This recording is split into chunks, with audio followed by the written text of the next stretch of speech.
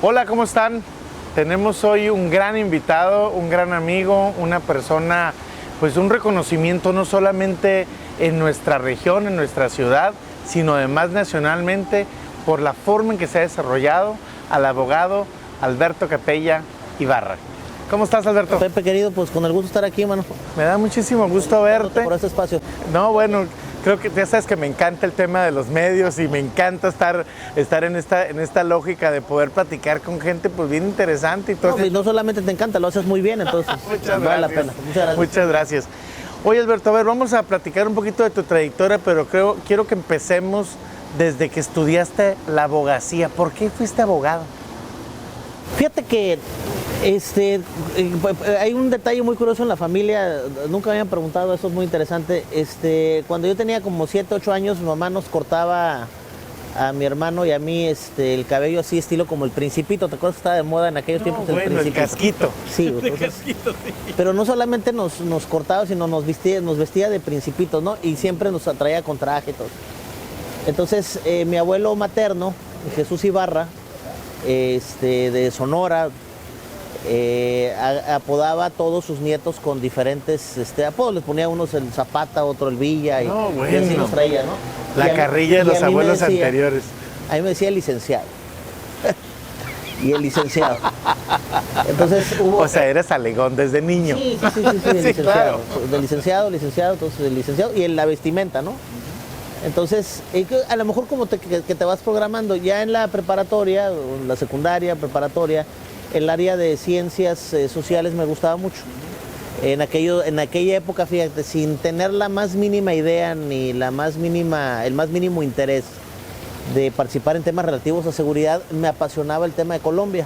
Yeah. ¿Quién iba a decir que iba a tener una relación ya en mi edad adulta y profesional con Colombia, el gobierno de Colombia y con la Policía Nacional de Colombia, como pocos mexicanos la tenemos, ¿no? Pero a ver, antes de que te me adelantes tantos años en la vida, ¿no tenías ningún antecedente de abogados en la familia, no. Relacionado? Nada. No, digamos que Rufo Ibarra Baptista pues era contador público muy bueno toda la vida. Es tu tío, ¿verdad? Que es mi tío hermano, hermano de mamá, y digamos que era el antecedente más cercano, ¿no? De abogados, pues soy el primero de la familia. Ya. ¿Y estudias abogacía esperando qué? Siempre un tema de transformar, o sea, no podemos eludir la responsabilidad personal, ahora que se critica tanto el tema aspiracionista, ¿no? Pues a nosotros nos educaron para progresar. Al contrario. Entonces, Oye, siempre... estoy en contra de todos los que lo critican. No, hombre, ya platicaremos de eso, pero el tema de siempre progresar, de ser lejos de ir hacia abajo, tener un escalón más que permita que tu generación y luego las que tú vas a generar pues tengan mejores oportunidades. Entonces fui abogado, me relacioné mucho con el sector empresarial desde los 21 años cuando terminé la carrera, y empecé con esa visión. Obviamente me gusta mucho la defensa, el argumentar, pero más el análisis de las causas complejas. Yo vengo de una cultura real del esfuerzo. Claro. Entonces no es solamente llegar y estudiar, sino para poder haber llegado a ello, pues fui taquero, vendedor ambulante, lavador de carros, le ayudé a mi mamá desde los 11 años, porque pues no había las condiciones, ¿no? Pero nunca perdí, además ella nunca me lo permitió perder el foco y a lo mejor renunciar al tema de la educación por un tema del comercio, que era la actividad de papá. Entonces, no, y que además es muy fácil perderse, porque cuando ganas dinero, cuando ya traes un ingreso, pierdes el tema educativo. Mucha gente lo pierde. Y hay quienes piensan que pues es el mejor camino. Yo creo que es importante tener una herramienta de ese nivel en términos educativos, con una disciplina de prepararte, y te puedes dedicar después a lo que sea. La carrera de Derecho es muy, muy interesante y es muy adecuada a mi personalidad o a mi signo zodiacal. Jamás me imaginé que fueras a referirte a tu símbolo, a tu signo. Que es muy versátil, ¿no? Es un signo zodiacal versátil, más versátil, e intelectual además.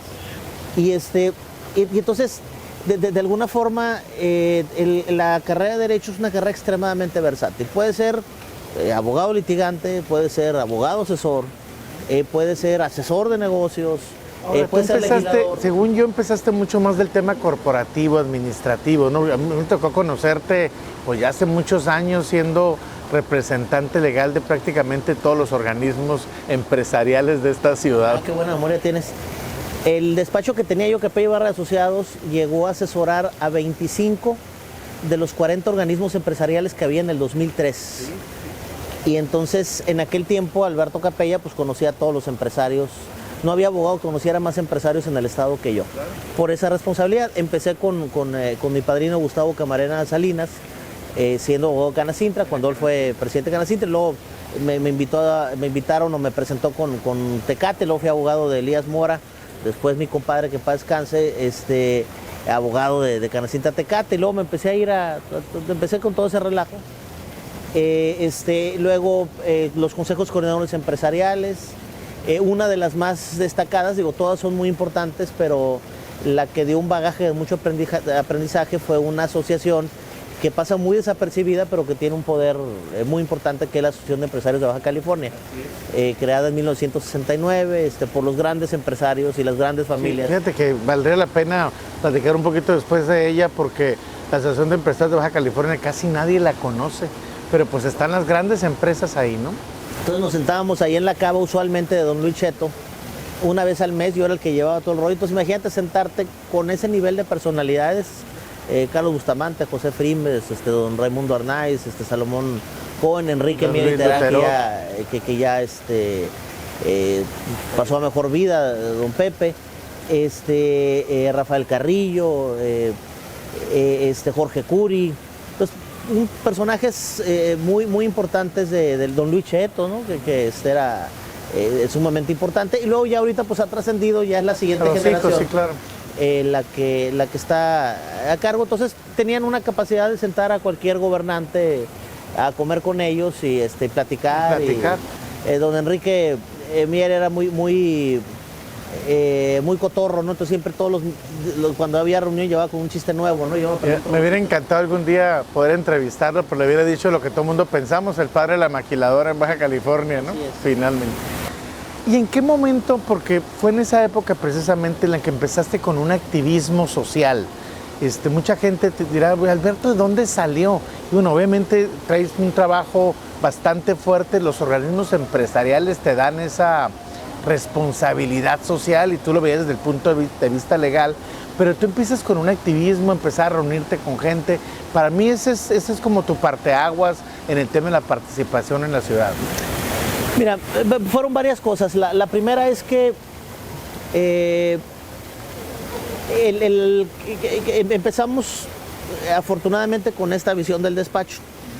Entonces, transitar de esas complicaciones que hubo al principio en la adolescencia y luego llegar ya a una edad relativamente todavía joven, adulto, 29, 30, 31, 32 años, y luego que te empieza a ir tan bien como me iba en aquel tiempo, de repente sientes que ya la hiciste.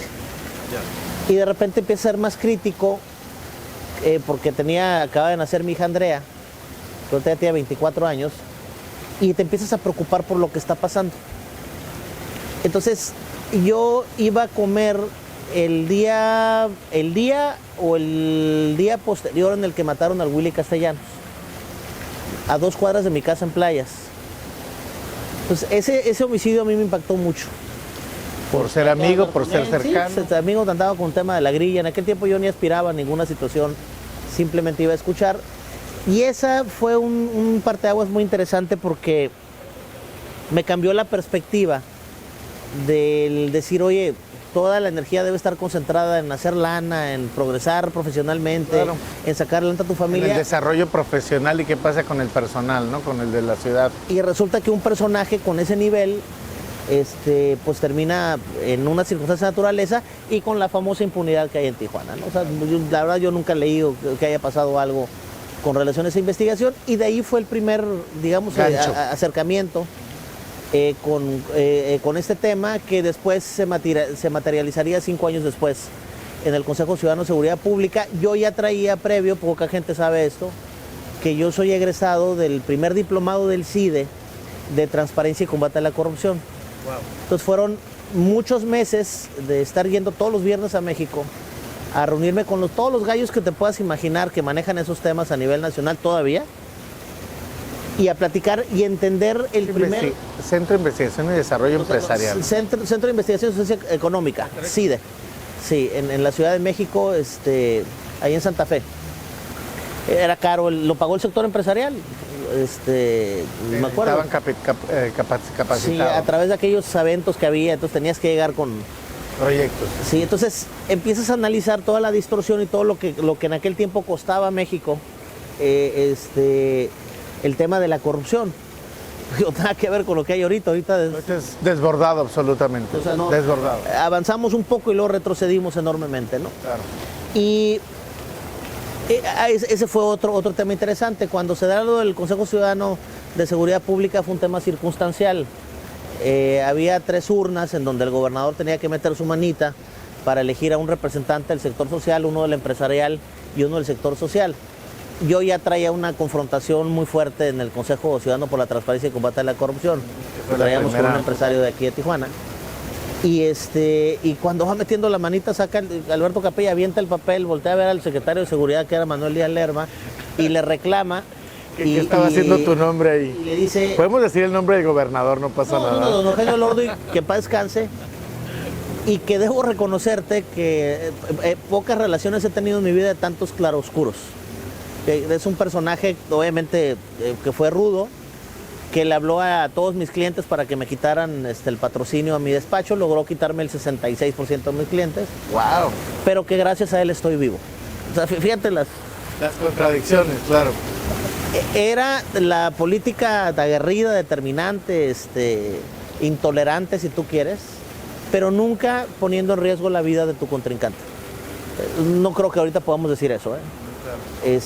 Entonces, muy a regañadientes le acepté tener escoltas, fue lo que me permitió tener un arma para defenderme años después, el 28 de noviembre del 2007, el famoso atentado ese. Y bueno, pues ahí se vino todo el desarrollo. Yo seguí manteniendo el despacho todavía muchos años. Pero, a ver, esta participación, digo, finalmente es un esquema en el que uno tienes la responsabilidad empresarial, tenías gente a tu cargo, participabas en muchos temas, pero también le dedicas tiempo a andar con la gente, a andar encabezando las causas. Y yo recuerdo aquella manifestación que te aventaste por todo el estado caminando, que decían, ¡qué locura! O sea, Alberto no tiene ninguna necesidad de venir caminando desde San Quintín, me acuerdo que lo hiciste hasta Mexicali, ¿no? Así es. Viene producto de un tema que no vamos a comentar los nombres, pero que es muy familiar, del secuestro y homicidio de un joven de 25 años aquí en Tijuana. El Consejo Ciudadano y tu servidor ya habíamos agotado todas las instancias de presión y de crítica al gobierno estatal, municipal y federal, y pues nomás no funcionaba el tema, ¿no? Entonces, no había reacción. Y no solamente eso, decía el gobierno del Lordo, y aquí no pasa nada, y decía el gobierno de Fox, me dice el gobernador que ya no pasa nada. y era, te acordarás de aquellos tiempos, sí, la zozobra que muy había. complicado. Entonces, estaba leyendo yo en aquel tiempo, que me gusta mucho leer, fíjate, te abre el mundo, la lectura, y estaba leyendo una biografía de un autor de apellido Fisher, de Mahatma Gandhi. Y en ese libro viene un capítulo que es la Marcha de la Sal. ¿Qué es? Es que es una marcha que realizan, obviamente por el conflicto de la sal en aquella región del mundo, y es una marcha pacífica. En la India. Sí, entonces lo interesante era la reacción inglesa, ¿no? Cómo los golpeaban, y ellos pacíficos, o sea, órale atrás, ¿no? Entonces, se cansaron de golpear a tanto hindú, ¿no? Y decía yo, tenemos que hacer una marcha por la paz en Tijuana, ¿no? Porque cuando yo platico con el papá o varios padres de las víctimas, que no puedes más que escucharlos, ¿Estás hablando que 2005? 2006.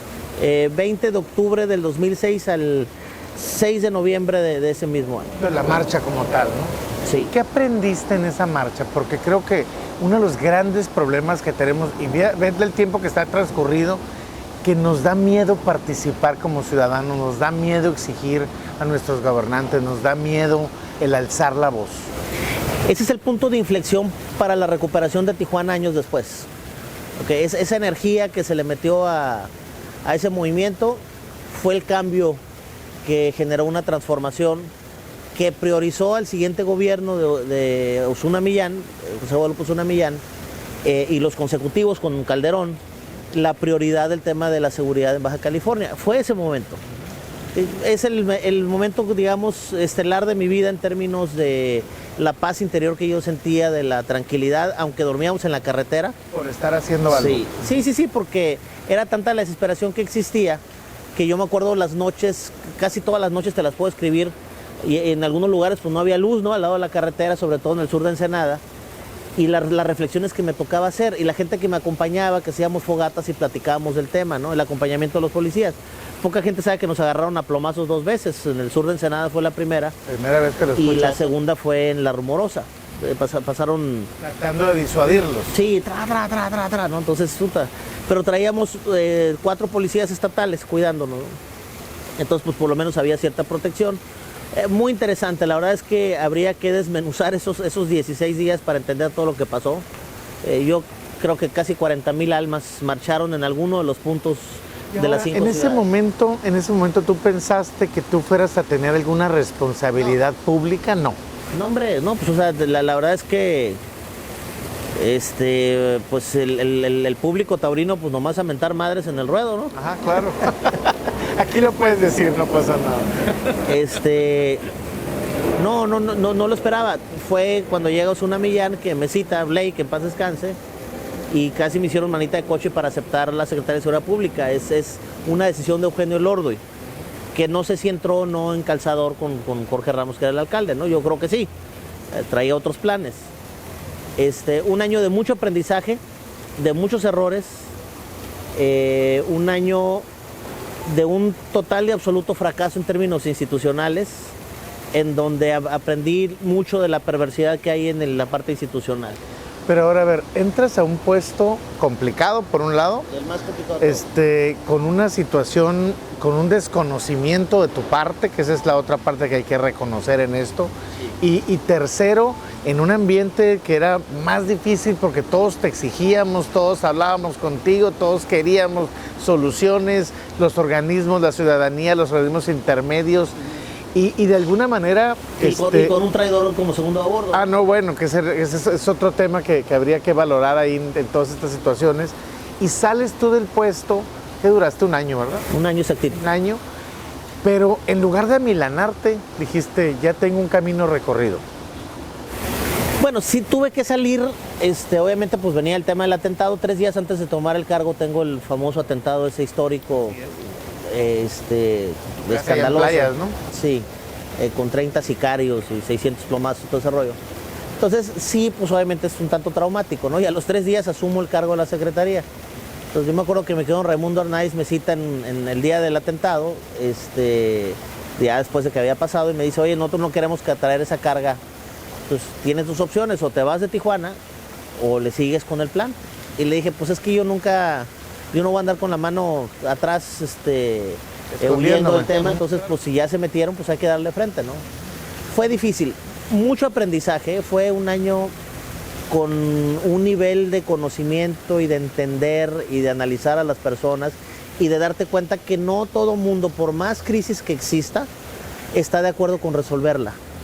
Que hay mucha administración política en ciertas decisiones y que el nivel de penetración del crimen es atroz, o sea, entonces yo llegué a lo mejor con la inocencia ciudadana que traía la representación de tantas personas, pensando que la visión que te decían públicamente era la realidad, ¿no? Había que administrar. Sí, entonces no estaba yo hecho para eso. Pero finalmente, digo, tomas una decisión que me parece muy importante, que ya te ha marcado tu carrera, no sé si dejando un poco de lado la abogacía, pero finalmente a lo mejor combinando conocimientos, que te ha llevado a ser secretario de Seguridad Pública de esta ciudad 2 veces, que te ha llevado a ser secretario, bueno, con un cargo similar el nombre en Morelos, en Quintana Roo, o sea, ya una carrera formal en el tema, que estás hablando que 10 años, 12 años. ¿No? Sí, más o menos 12 años, y 15 años en total con el Consejo Ciudadano, o sea, del 2006 a la fecha, ¿no? Ahora, eso es muy difícil porque finalmente tú no venías de un conocimiento, de un interés. Ya ves que de niños siempre decimos, oye, quiero ser policía, quiero ser bombero. Además, no creo que hayas traído eso, cuando menos es lo que yo te conozco en el tema. Pero finalmente decides irte por ese lado y yo creo que con muy buenos resultados, digo, como en todos lados, con complicaciones, con polémicas, con situaciones que en un momento puedan resultar conflictivas para tu persona, para tu familia, para tu forma de vivir, pero finalmente decides una carrera en el área policial. No es tanto decidirla, esto fue como un pantano en el que te ibas moviendo y te ibas hundiendo cada vez más. Es un pantano, no puedes salir. Porque haces bien la chamba como pasó en Tijuana y luego dices la incertidumbre que es, tengo perfectamente analizado y lo tengo documentado, el por qué las cosas en materia de seguridad en México no funcionan de forma permanente. Y una de ellas es la incertidumbre en el recurso humano que se avienta el tiro. Yeah. El que levanta la mano, el que lo nombran, el que dice por aquí. Te administras. Y ahorita lo que tenemos, aparte de la administración, es una torpeza y un nivel de corrupción inédito en el área de seguridad. Pero te vas hundiendo, entonces pues ya te imaginarás la cantidad de enemigos que tengo. Entonces, una posición adicional te daba el espacio y tiempo para protegerte y proteger a tu familia de las amenazas y los embates de los que habías combatido y que tenías en la cárcel, la gran mayoría, ¿no? Y que a lo mejor tarde o temprano iban a salir. Entonces, te conviertes en una riqueza de enemigos, o sea, por decirlo de alguna manera, por supuesto, Alberto. Verdaderamente impresionante. Pero como yo estuve en ese momento de 10 minutos bajo las balas y platicas mucho con Dios y le pides que te dé otra oportunidad, no había forma de sacarle a ninguna de las cosas que te ponían enfrente.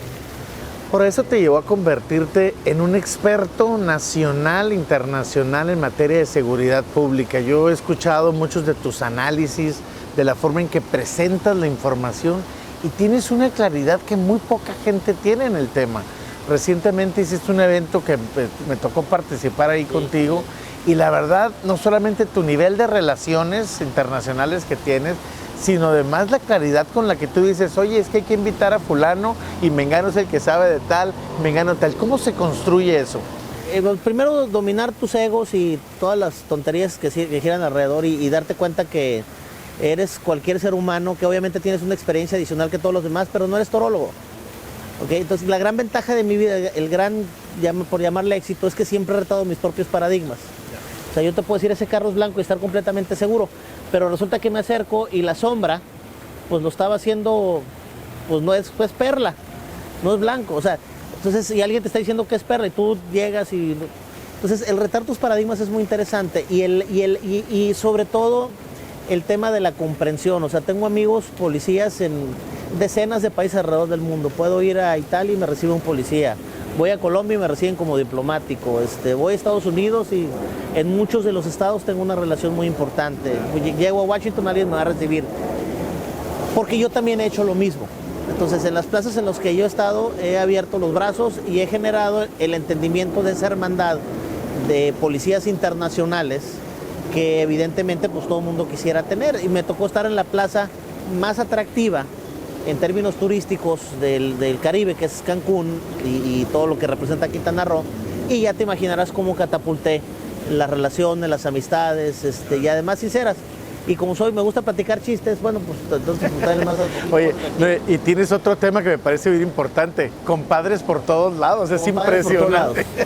No, y son compadres de veras, o sea, claro. Porque en este ambiente, en la tranquilidad y seguridad de tus hijos, siempre tratas de depositarle en alguien que entienda lo que has vivido. Y sí tengo uno de los mejores agentes del FBI ya retirado, un ex general de Colombia también retirado, hermanos en la policía española de muy alto nivel. Entonces es muy interesante. La verdad, ese ha sido un bagaje de una gran riqueza en lo personal, en términos de experiencia. Ahora, y relación. Terminaste esos puestos públicos de responsabilidad directa. ¿Cómo se vive? Porque yo te veo pues con gente siempre a tu alrededor, en camionetas blindadas. ¿Cómo se vive la tranquilidad o la intranquilidad de tener que evolucionar y seguir en las ciudades y moverte en las ciudades? Bueno, pues en ese tema, perdón por la frase, se vive de la chingada. Pero yo no pienso en eso. Es un nivel de incomodidad de no regresar a tu vida normal, porque nunca lo vas a poder hacer.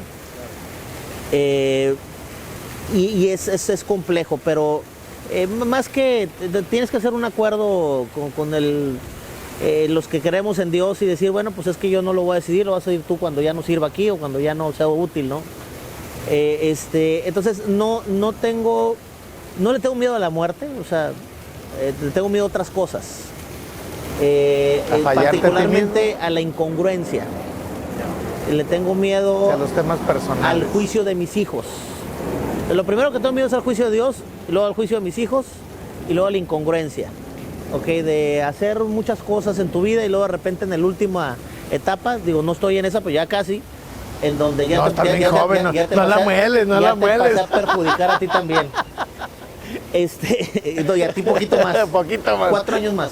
Entonces, no, lo que sí es siempre, o sea, tanto que te cuesta crear un prestigio, un nombre, cuántas decisiones he tenido que tomar en mi vida, cuántos sacrificios institucionales, 107 policías asesinados en yo como mando, por la gran mayoría de ellos por hacer su trabajo. Entonces sí está de la fregada, o sea, no creas que es un tema fácil. Y yo te puedo dar, la verdad, una visión extremadamente humana y muy lógica del por qué las cosas han fracasado en este país en tema de seguridad. Ahora, yo creo que has aprendido mucho más que seguridad y yo te escucho en temas que tienen que ver con el entendimiento de la administración pública. Porque esto que estás comentando de cómo se toman decisiones, cómo en un momento están enfocadas a intereses particulares, al tema del narco, al tema de la relación con Estados Unidos, pues te hace un entendimiento completo de la administración pública, porque prácticamente todas las decisiones se toman exactamente igual, Alberto. No, esta es la parte más difícil de gobierno. El otro día me comentó una persona, un amigo tuyo y mío, que otro amigo tuyo y mío conocido, bueno, mío, a lo mejor amigo tuyo, no lo sé, decía, no, es que este güey nomás sabe de seguridad. Como si fuera... Sí, como si fuera lo menos importante. El tema de la seguridad es un tema muy importante. Tienes que ser un buen líder. Tienes que saber administrar instituciones, no es una empresa, es una institución con muchas complejidades de orden presupuestal, con una cantidad impresionante de intereses, con un nivel de cumplimiento. Además con el escrutinio público permanente. Tienes que tener la capacidad de gerenciar. Gerenciar no es lo mismo que administrar. Gerenciar tiene una visión del entendimiento del personal. Una cosa es que administres recursos materiales y presupuestos. El gerenciamiento en el tema de seguridad es lo más difícil que hay de cualquier área de gobierno. Tienes que tener la capacidad de evaluar el tema interno, sujetarse a las evaluaciones externas, y después de esa evaluación tienes que tener una enorme capacidad de hacer ajustes que a veces es lo más difícil. Entonces, tienes esas 5 necesidades. Entonces, claro que este tema te da un bagaje muy, muy importante, y además yo nunca he sido unitemático, yo vengo del sector empresarial. Me queda claro. El tema de la parte fundamental de la seguridad es el tema de desigualdad social, es un tema social. Entonces, como jefe policíaco... La prevención del delito, el manejo de los deportes, el tema... En una especie de sacerdote, o sea, vas y la gente te confiesa lo que está pasando en una comunidad. Claro. Entonces, si no tienes 2 habilidades, entender y empatizar, estás perdido como jefe policíaco. La gente anda murmurando en esta ciudad de Tijuana que tienes intereses políticos en la ciudad, que quieres gobernar la ciudad, ¿así es? El interés que tengo en Tijuana es transformarla, y no necesariamente tiene que ver con una posición política. Me tocó hacerlo en otras dimensiones. Si ese va a ser el futuro y es la única manera, hay que hacerlo. Tenemos a Alberto Capella para rato, ¿no? Pues primero Dios. Bueno, en los temas en los que estás trabajando, pues, me refiero. Eso de andar de hocicón y todo eso es... Entonces, tiene sus consecuencias. No, es que hay una cosa muy interesante, me decían el otro día, me lo han dicho, oye, ¿qué no tienes miedo? Y le dije, pues sí, nada más que trato de dominarlo y no paralizarme.